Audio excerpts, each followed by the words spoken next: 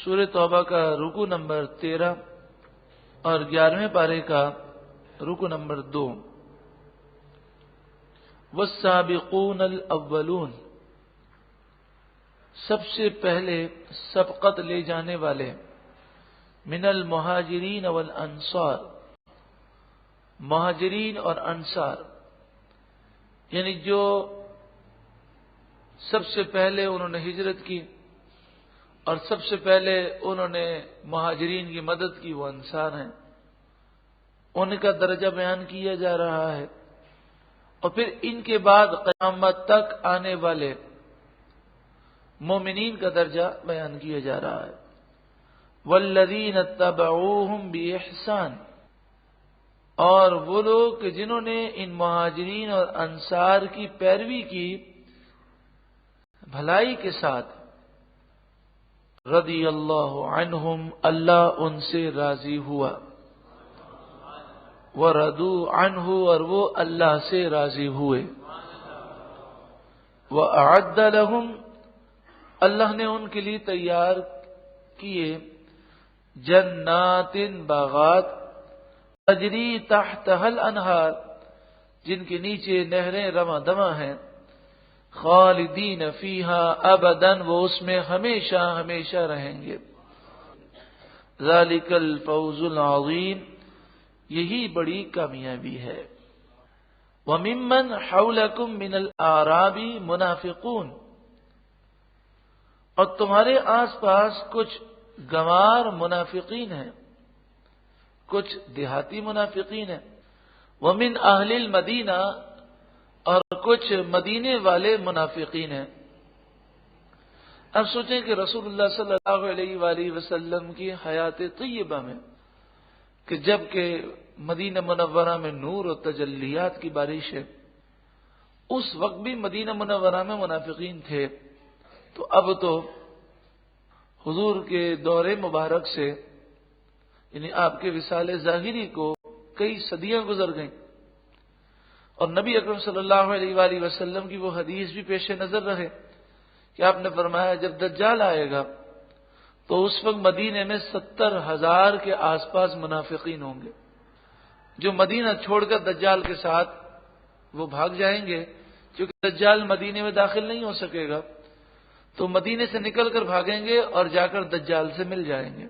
اور اسی طرح وہ حدیث بھی ذہن میں رہے کہ رسول اللہ صلی اللہ علیہ وآلہ وسلم نے جو یہ فرمایا کہ ایسے لوگ پیدا ہوں گے کہ وہ قرآن پڑھیں گے تو تمہیں ان کا قرآن سن کر اپنا قرآن پڑھنا حقیر لگے گا، اپنی نمازیں تمہیں کمتر لگیں گی، اپنے روزے تمہارے روزے تمہیں کمتر لگیں گے، وہ قرآن حدیث ہی کی بات کریں گے، زبان کے بڑے میٹھے ہوں گے مگر دل میں ایمان نہیں ہوگا، اور وہ رسول اللہ کے بے ادب اور گستاخ ہوں گے، تو ان کا ذکر کیا گیا۔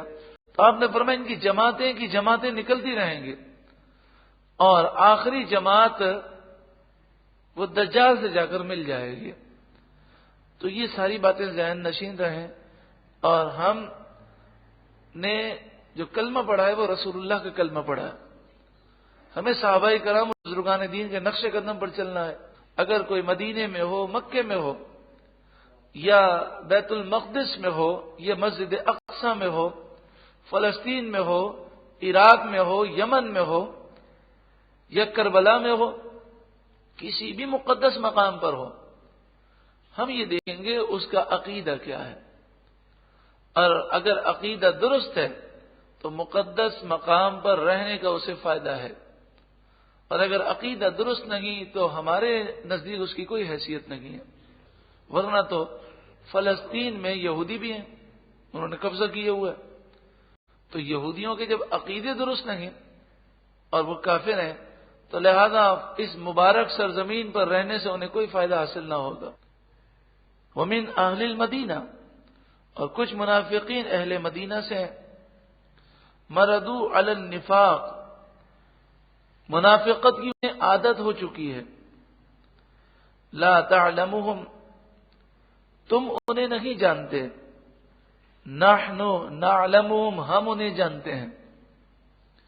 یہ یہاں پر جاننا اس معنی میں نہیں ہے جس معنی میں ہم عام طور پر لیتے ہیں، یہ خبر لینے کے معنی میں، یعنی مراد یہ ہے کہ اے محبوب ہم ان کو سزا دیں گے، یہ اس معنی میں ہے۔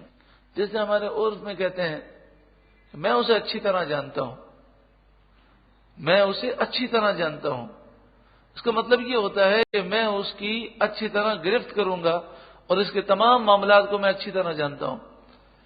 ورنہ نبی اکرم صلی اللہ علیہ وآلہ وسلم کو اللہ تعالیٰ نے منافقین کا علم عطا فرمایا، اور آپ اللہ کی عطا سے جانتے ہیں کہ کون منافق ہے کون مومن ہے۔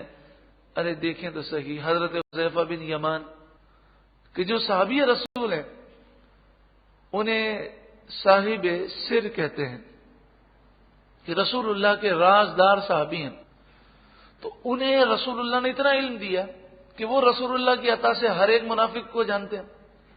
حضرت عمر نماز جنازہ پڑھنے سے پہلے پوچھتے تھے حذیفہ بن یمان سے کہ مرنے والا منافق تھا کہ مومن، ذرا مجھے بتاؤ۔ اگر حضرت حذیفہ کسی نماز جنازہ میں نہ ہوتے، باوجود اس کے کہ وہ پہنچ سکتے اور نہ پہنچتے، تو حضرت عمر اس کی نماز جنازہ نہ پڑھاتے تھے۔ تو جب حضور کے خادم حضرت حذیفہ بن یمان کو اتنا علم ہے تو رسول اللہ صلی اللہ علیہ وآلہ وسلم کی علم کی کیا شان ہوگی۔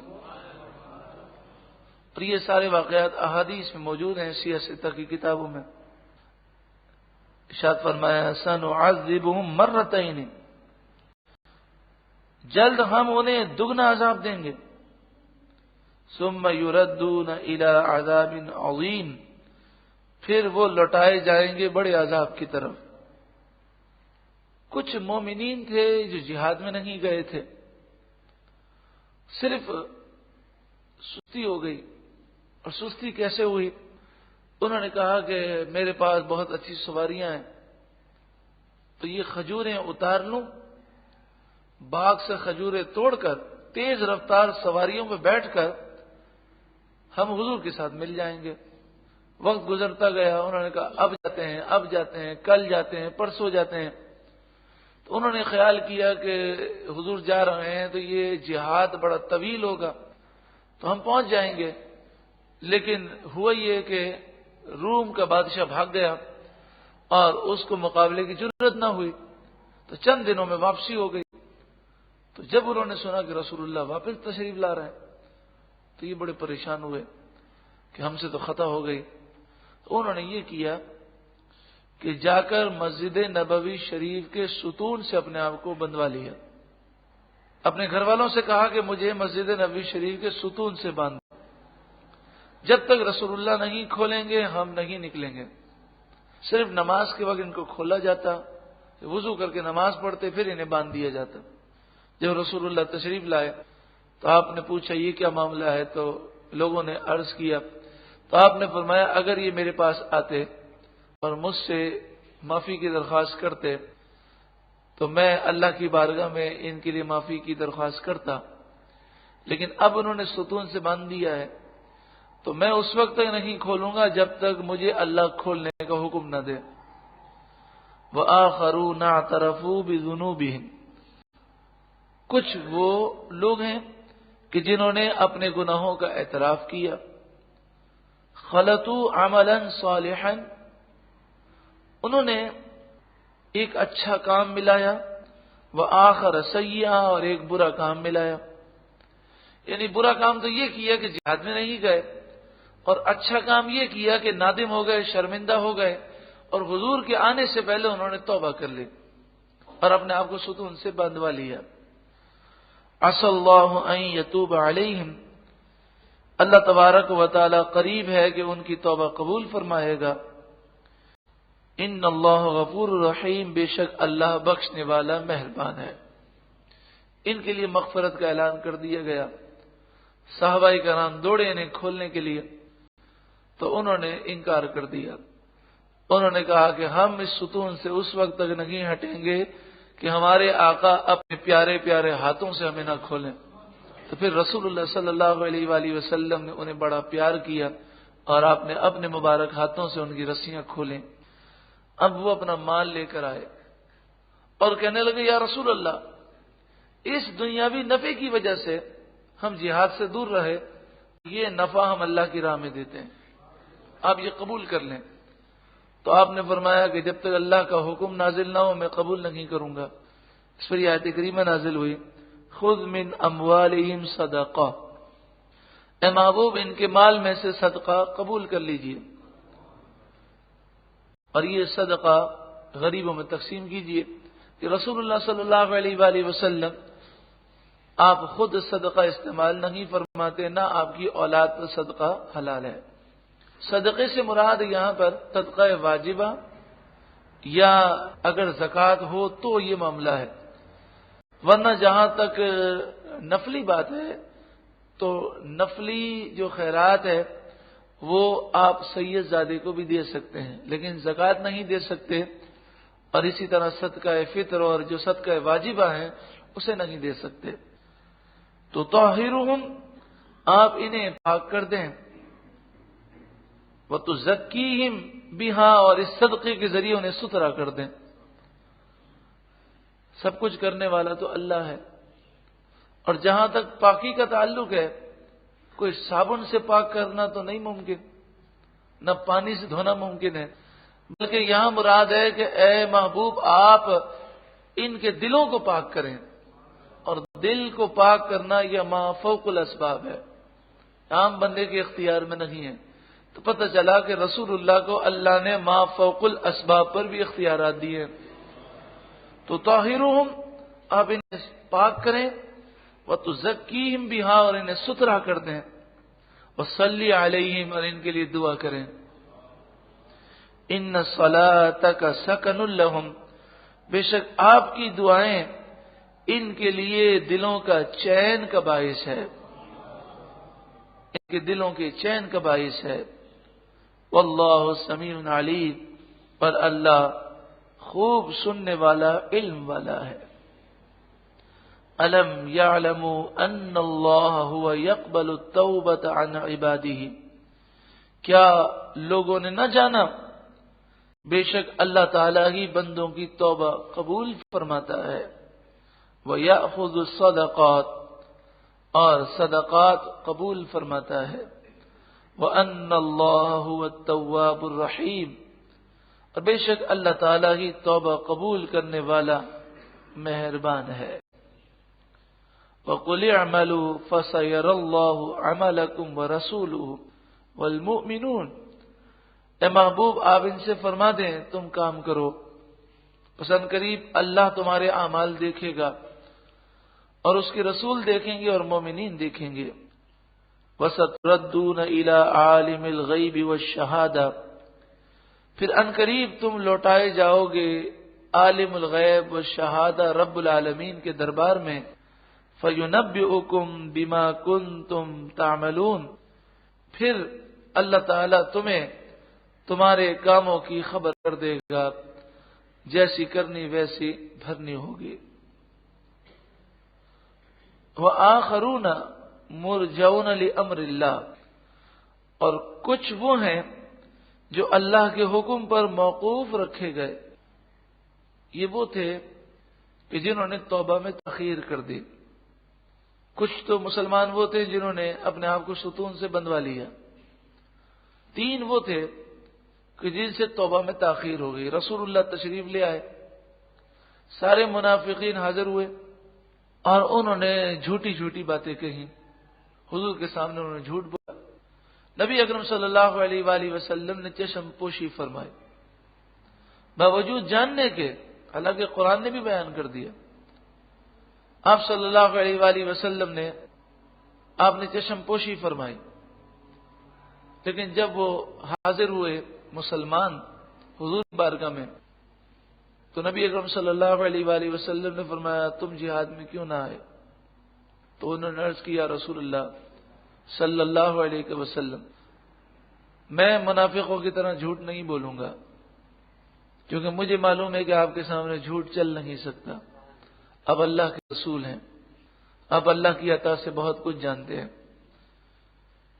اور کوئی بات نہ تھی، صرف دنیا کے مال نے مجھے جہاد سے روک دیا۔ اس مال کی مشغولیت کی وجہ سے میں نے خیال کیا اب جاتا ہوں اور وقت گزر گیا۔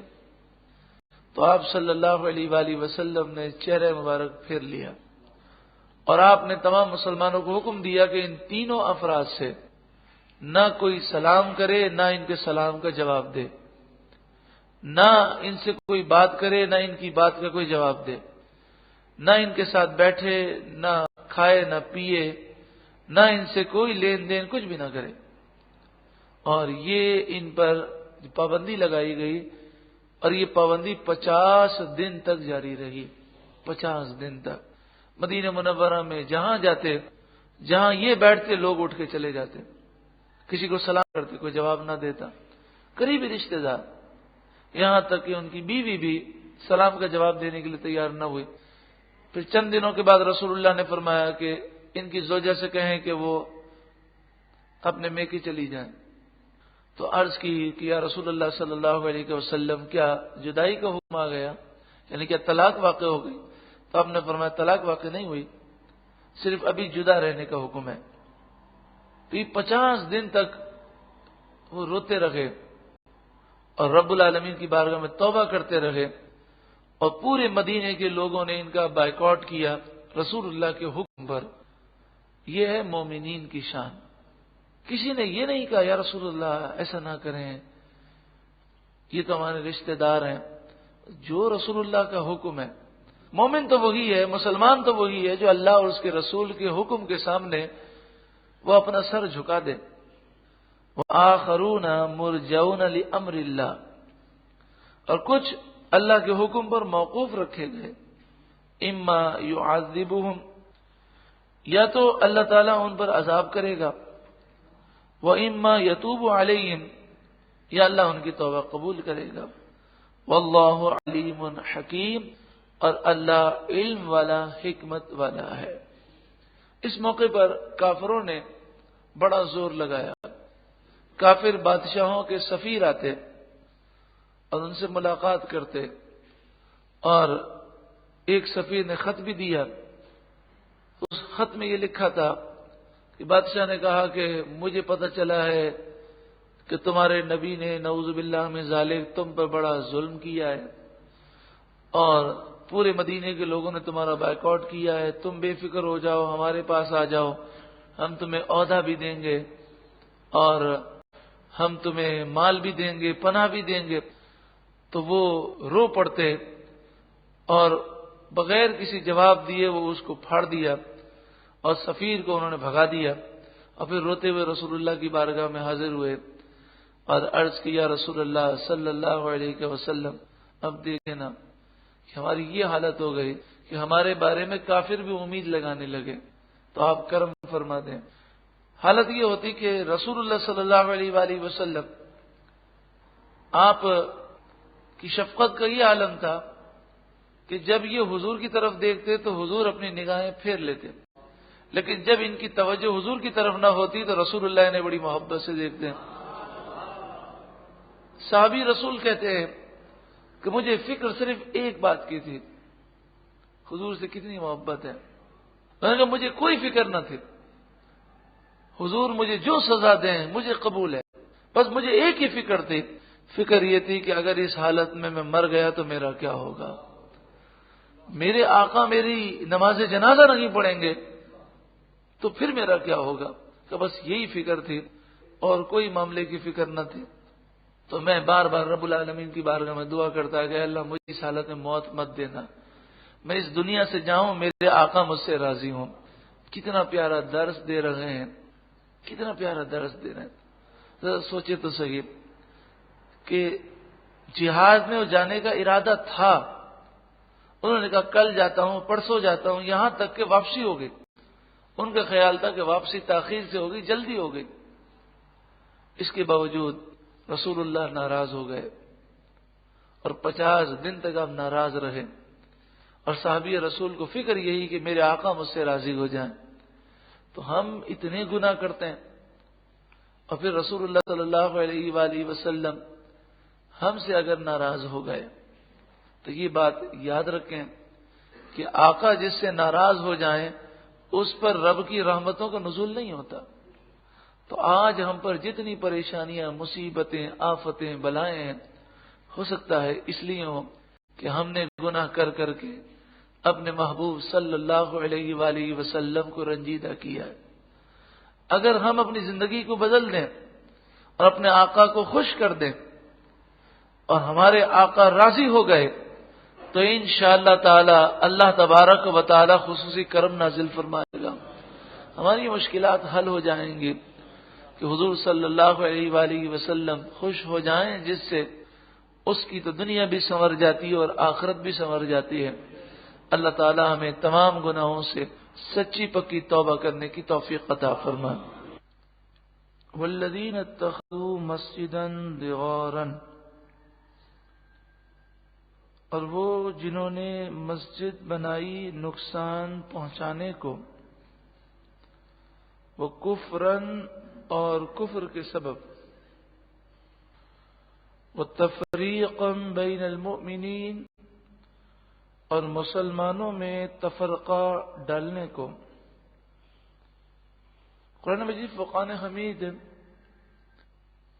اس کا ذکر مسجدن سے فرماتا ہے کہ ان لوگوں نے مسجد بنائی، لیکن مسجد کے ساتھ آگے فرمایا درارن، نقصان پہنچانے کے لیے مسجد بنائی، وہ کفرن اور کفر کے سبب بنائی، وہ تفریقا بین المؤمنین اور مومنوں کے درمیان تفرقہ ڈالنے کے لیے مسجد بنائی۔ تو قرآن اسے مسجد بھی قرار دے رہا ہے اور پھر آگے 3 باتیں بھی ارشاد فرمائی جا رہی ہیں۔ تو اس سے معلوم ہوا کہ ہو سکتا ہے کہ کوئی مسجد بنائے لیکن اس کا مقصد دین کی ترویج و اشاعت نہ ہو، بلکہ دین کو نقصان پہنچانا مقصد ہو، کفر کے سبب بنائے اور مسلمانوں میں تفرقہ ڈالنے کے لیے بنائے۔ اس کا واقعہ اس طرح ہے کہ مسجد قباء کے قریب منافقین نے ایک مسجد بنائی اور انہوں نے اس مسجد کے متعلق کہا کہ جو کمزور، بیمار، بوڑھے مسجد قباء نہیں پہنچ سکتے وہ اس مسجد میں نماز ادا کر لیں۔ ہم نے اس لیے لوگوں کی آسانی کے لیے مسجد بنائی، لیکن اصل مقصد کچھ اور تھا۔ اصل مقصد یہ تھا لوگوں کے دلوں سے رسول اللہ کی تعظیم اور محبت نکالنے کے لیے انہوں نے یہ مسجد بنائی۔ وہ وہاں پر جمع ہوتے اور انہوں نے یوں سمجھیے منافقوں کا انہوں نے اڈا بنایا۔ وہ وہاں جمع ہوتے اور وہاں وہ پلاننگ کرتے، پھر کوئی کمزور ایمان والا ہوتا تو اسے پکڑ کر اس مسجد میں لے آتے، اسے بڑی محبت دیتے، پیار دیتے، اسے اپنا گرویدہ بناتے، اور پھر آہستہ آہستہ اس کے دل میں رسول اللہ کی بے ادبی اور گستاخی داخل کرتے۔ یہ منافقوں کا طریقہ تھا کہ وہ کھل کر رسول اللہ کے خلاف نہیں بولتے تھے، وہ اس انداز میں گفتگو کرتے تھے کہ سننے والے کے دل سے رسول اللہ کی محبت نکل جائے اور اس کے ذہن میں وسوسے ڈالنے کی وہ کوشش کرتے تھے۔ عقید جہاں صلی اللہ علیہ وآلہ وسلم جب آپ غزوہ تبوک کے لیے روانہ ہونے لگے تو یہ لوگ آئے اور کہنے لگے کہ ہم نے مسجد بنائی ہے، اللہ کی قسم ہمارا مقصد صرف اور صرف دین کی ترویج و اشاعت ہے، اور مقصد یہ ہے کہ بوڑھے آدمی اور کمزور آدمی مسجد قباء نہیں پہنچ سکتے تو وہاں وہ جماعت سے نماز پڑھ لیں۔ تو آپ آئیے اور اس مسجد میں آپ نماز ادا کیجئے تاکہ اس مسجد کی افتتاح ہو جائے۔ تو آپ صلی اللہ علیہ وآلہ وسلم نے فرمایا ابھی تو میں غزوہ تبوک کی طرف جا رہا ہوں، واپسی میں دیکھیں گے۔ جب آپ واپس ہوئے تو یہ آیات نازل ہوئی اور فرمایا گیا کہ اس مسجد میں آپ کو نہیں جانا۔ اس سے معلوم یہ ہوا کہ جو مسجد اللہ اور اس کے رسول کی محبت میں قائم کی جائے اس میں تو جانے کا ہمیں حکم ہے، لیکن جو مسجد رسول اللہ کی بغض میں اور حضور کی تعظیم لوگوں کے دلوں سے نکالنے کے لیے قائم کی جائے، جس میں یہ سکھایا جائے کہ نعوذ باللہ من ذالک، حضور کی شان میں گستاخیاں سکھائی جائیں، جس مسجد میں مسلمانوں پر شرک اور بدعت کے الزام لگانا سکھایا جائے، وہ در حقیقت مسجد جو ہے وہ منافقت کا اڈا ہے۔ اسے مسجد بھی صرف لوگوں کو سمجھانے کے لیے ہم کہتے ہیں، ورنہ در حقیقت وہ شرعی طور پر مسجد نہیں ہے۔ پھر جب یہ آیات نازل ہوئیں تو نبی اکرم صلی اللہ علیہ وآلہ وسلم نے صحابہ کرام کو بھیجا، فرمایا اس مسجد کو آگ لگا دو، اور آپ نے فرمایا اس طرح آگ لگانا کہ جو اس کے اندر نماز پڑھ رہے ہوں انہیں بھی جلا دینا۔ تو صحابہ کرام علیہ رضوان نے دیکھا کہ مسجد کے اندر یہ منافقین بیٹھے ہیں، کوئی قرآن پڑھ رہا ہے، کوئی نماز پڑھ رہا ہے، تو پہلے تو ان کے دل میں خیال آیا کہ یہ تو نمازی لوگ ہیں، ہم کیسے ان کو جلائیں؟ پھر خیال ہے رسول اللہ کا حکم ہے، تو انہوں نے چاروں طرف سے آگ لگا دی۔ جب چاروں طرف سے آگ لگی تو یہ جان بچاتے ہوئے کود کود کے بھاگے۔ پھر اس مسجد کو جلانے کے بعد اس کو ختم کر دیا گیا اور اس کی عمارت کو بالکل مٹا دیا گیا۔ پھر یہ جو جگہ تھی، اس جگہ پر صحابہ کرام علیہم رضوان نے کبھی اپنے گھر نہیں بنائے۔ یہ جگہ جو ہے چونکہ اس پر اللہ تبارک و تعالی کا غضب نازل ہوا، اور اس جگہ پر جو مسجد بنائی گئی تھی اس کا مقصد رسول اللہ کی محبت دلوں سے نکالنا تھا، تو اس لیے صحابہ کرام علیہم رضوان نے اس جگہ پر اپنا گھر کبھی نہیں بنایا۔ ایک دفعہ ایک صحابی نے یہاں پر اپنا گھر بنایا تو ان کے گھر کی عورتیں بانجھ ہو گئیں، اور یہاں تک کہ ان کے گھر کی مرغی نے انڈے دینے بند کر دیے، تو انہوں نے وہاں سے رہائش جو ہے چھوڑ دی۔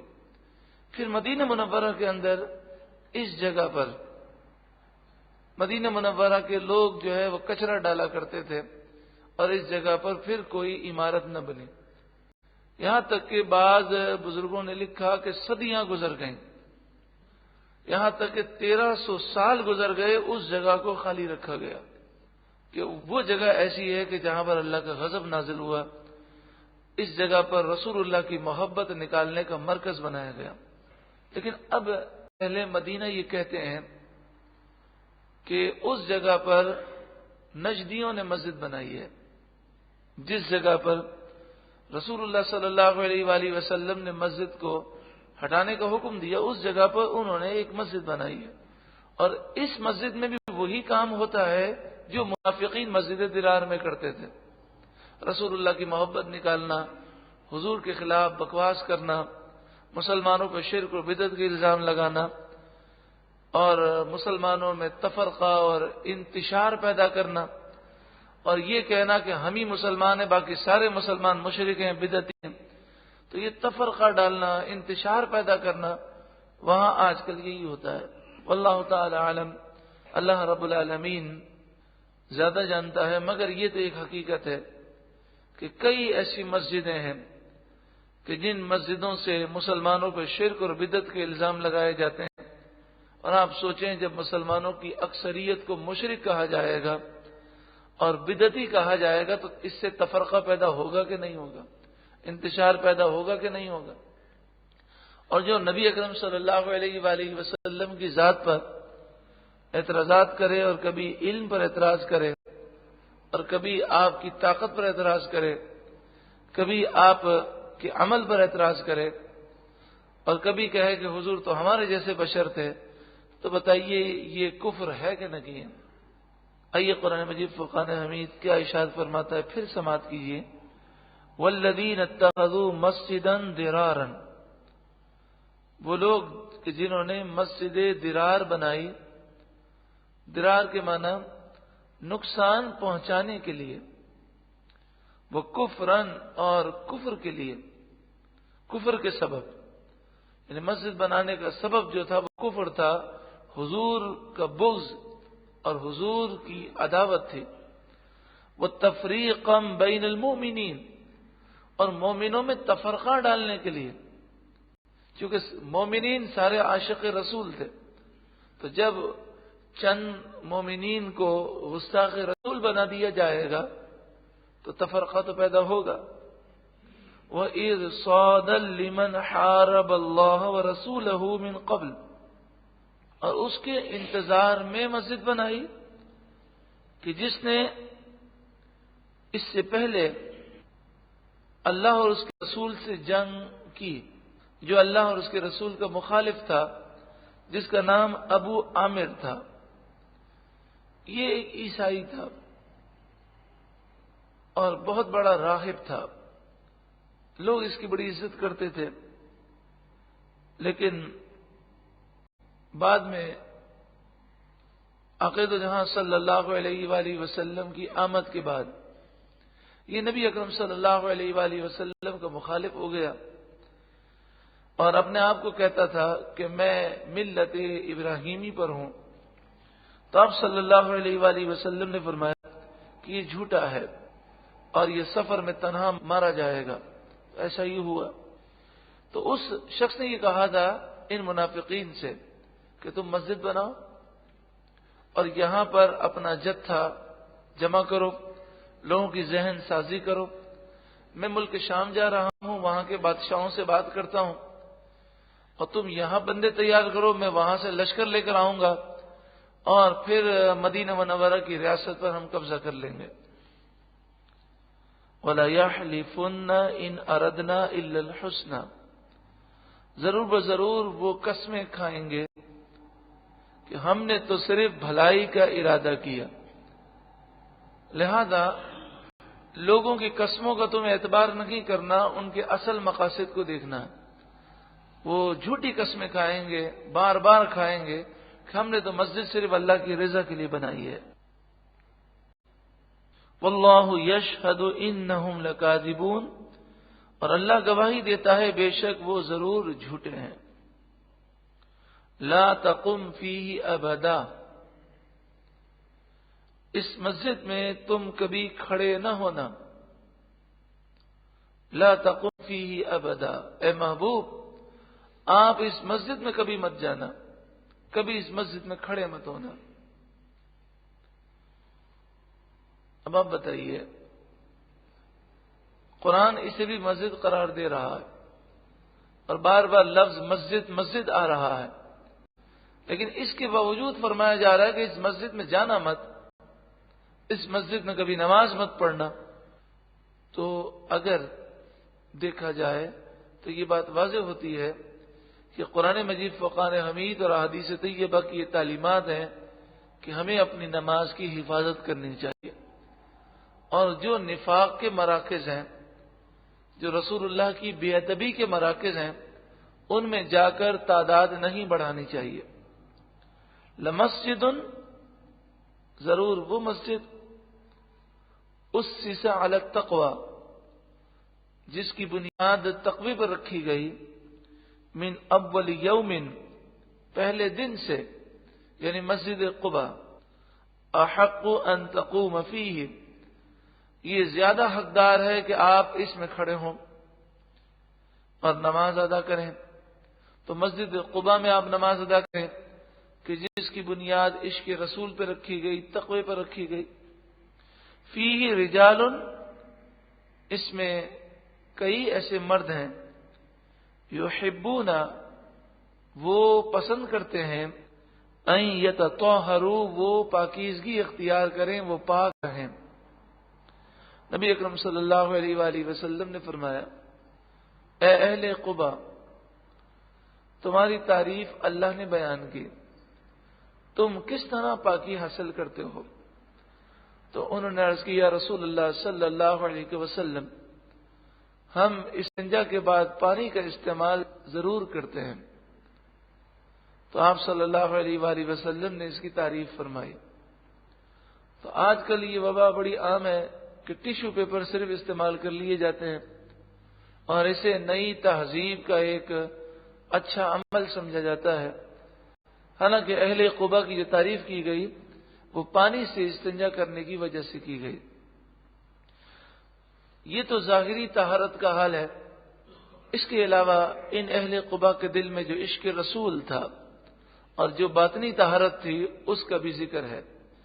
فیہ رجال یحبون ان یتطہروا، اس میں ایسے مرد ہیں کہ جو خوب ستھرا پاک صاف ہونا چاہتے ہیں. واللہ یحب المطہرین، اور اللہ ستھرے لوگوں کو پسند فرماتا ہے.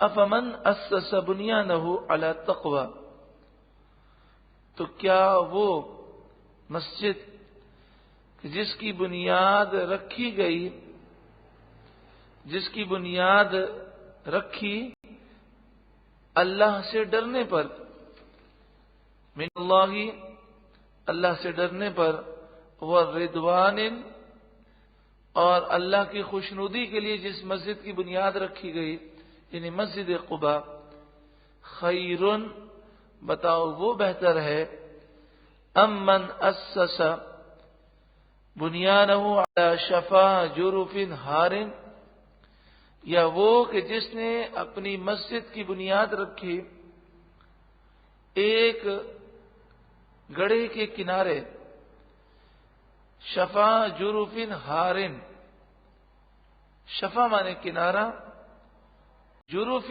ہار اس گڑھے کو کہتے ہیں کہ جس کا کنارہ جو ہے وہ بڑا نازک ہوتا ہے. جیسے آپ دیکھیں چاروں طرف جو ہے وہ بیچ میں کھائی ہو اور چاروں طرف جو ہے وہ جو مٹی ہو اس کا کنارہ اتنا کمزور ہو کہ وہ آہستہ آہستہ گڑھے میں گر رہا ہو. تو اس سے مراد یہ ہے کہ اس نے ایسی جگہ پر اپنی مسجد کی بنیاد رکھی کہ وہ اسے گرا دے گی، یعنی اس میں جانے والوں کو وہ جہنم میں گرائے گی اور اس کے بنانے والوں کو بھی یہ جہنم میں گرائے گی. فنہار بھی فی نار جہنم، تو وہ اسے لے کر جہنم کی آگ میں وہ گر پڑے. واللہ لا یہدی القوم الظالمین، اور اللہ ظالم قوم کو ہدایت نہیں دیتا. تو ایک تو وہ مسجد ہے کہ جس کی بنیاد تقوی پر ہے، عشق رسول پر ہے، جس کی بنیاد اللہ کی رضا کے لیے ہے، تو وہ مضبوط بنیادوں پر ہے. اور ایک وہ عمارت ہے کہ جس کا کوئی بیس نہیں ہے. جب بیس مضبوط نہیں ہے تو وہ عمارت بھی گرے گی اور جو اس میں ہوں گے وہ انہیں بھی تباہ کر دے گے. جب اس مسجد کو ختم کر دیا گیا تو چونکہ انہوں نے یہ مسجد بنائی تھی اور یہ مسجد یوں سمجھیے کہ شیخ چلی کا ایک بہت بڑا ایک پروگرام تھا. انہوں نے اس مسجد سے بہت ساری امیدیں وابستہ کی تھی کہ ہم پہلے مسجد بنائیں گے، پھر رسول اللہ صلی اللہ علیہ وآلہ وسلم آ کر ایک نماز ادا کر لیں گے تو ہم مسلمانوں سے کہیں گے کہ اس مسجد میں تو رسول اللہ نے نماز پڑھی، آؤ بھائی مسلمان اس میں آئیں گے.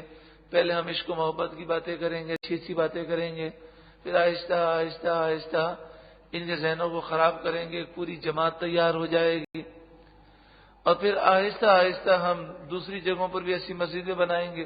یعنی انہوں نے یہ ایک مسجد بنائی تھی لیکن اس کے پیچھے بہت لمبی چوڑی ان کی پلاننگ تھی. تو جب یہ مسجد ان کی ختم کر دی گئی تو ان کی بہت لمبی پلاننگ ختم ہو گئی. تو فرمایا کہ اب یہ مسجد انہیں بار بار یاد آتی رہے گی اور اس کا افسوس انہیں کھاتا رہے گا. لا یزال بنیانہم الذی بنوا ریبۃ فی قلوبہم الا ان تقطع قلوبہم، وہ تعمیر جو چنی ہمیشہ ان کے دلوں میں کھٹکتی رہے گی مگر یہ کہ ان کے دل ٹکڑے ٹکڑے ہو جائیں. واللہ علیم حکیم، اور اللہ علم و حکمت والا ہے. تو اس آیت کریمہ میں مسجد درار کا ذکر ہے کہ مسجد درار کو جب ختم کر دیا گیا تو اب ان منافقین کو یہ مسجد یاد آتی رہے گی اور اس کا افسوس انہیں ہوتا رہے گا. بعض لوگوں نے کہا کہ جناب یہ سورہ توبہ کی آیت نمبر 110 ہے، تو کہنے لگے کہ جناب 110 ہے تو وہ جو 9/11 کا واقعہ ہوا اور امریکہ میں جس عمارت کو ختم کیا گیا اس کی منزلیں بھی 110 تھیں، اور سورہ توبہ جو ہے وہ 9ویں سورت ہے اور جو پارہ ہے وہ 11 ہے، تو اس سے انہوں نے 9/11 بنا لیا۔ اور پھر کہا کہ اس سورہ مبارکہ میں پتہ نہیں 2001 انہوں نے کہاں سے بنایا، شاید وہ کہتے ہیں کہ اس میں الفاظ یا حروف 2001 ہیں، اللہ تعالی عالم۔ تو وہ اس طریقے سے میسج کرتے ہیں کہ اس آیت کریمہ میں ورلڈ ٹریڈ سینٹر کا ذکر ہے۔ تو دیکھیں قرآن مجید فرقان حمید کے مفہوم کو بدلنا منع ہے اور یہ حرام ہے، اور جان بوجھ کر بدلنا یہ کفر ہے۔ تو اس آیت کریمہ میں مسجد درار کا ذکر ہے۔ ہاں یہ ضرور ہے کہ اس آیت کریمہ میں یہ بیان کیا گیا کہ مسجد درار کے ختم ہونے کے بعد یہ عمارت ان کے دلوں میں کھٹکتی رہے گی۔ تو لوگ کہتے ہیں جی ورلڈ ٹریڈ سینٹر بھی ان کے دلوں میں کھٹکتا رہے گا، لیکن جس طریقے سے وہ یہ کہہ رہے ہیں کہ جو ہے اس میں 11واں پارہ ہے اور سورہ توبہ جو ہے وہ 9ویں سورت ہے، اس سے 9/11 بنا لیا، اس طرح کے اشارے جو ہیں نہیں بنانے چاہیے۔ جہاں تک تعلق ہے کہ ورلڈ ٹریڈ سینٹر ان کے دلوں میں کھٹکتا رہے گا، تو حقیقت یہ ہے کہ یہ تو ساری دنیا اب جانتی ہے کہ یہ سب ان کا اپنا بنایا ہوا ڈرامہ تھا، اور مقاصد کیا تھے؟ عراق پر حملہ کرنا تھا، افغانستان پر حملہ کرنا تھا، پاکستان پر قبضہ کرنا تھا۔ ان مقاصد کے لیے انہوں نے اپنا تھوڑا نقصان کیا اور انہوں نے سوچا کہ اس سے ہم بہت بڑا نفع اٹھا لیں گے۔ تو اللہ تبارک و تعالی ہمیں یہودیوں کی اور عیسائیوں کی سازشوں کو سمجھنے کی توفیق عطا فرمائے اور ان کے شرور سے محفوظ فرمائے۔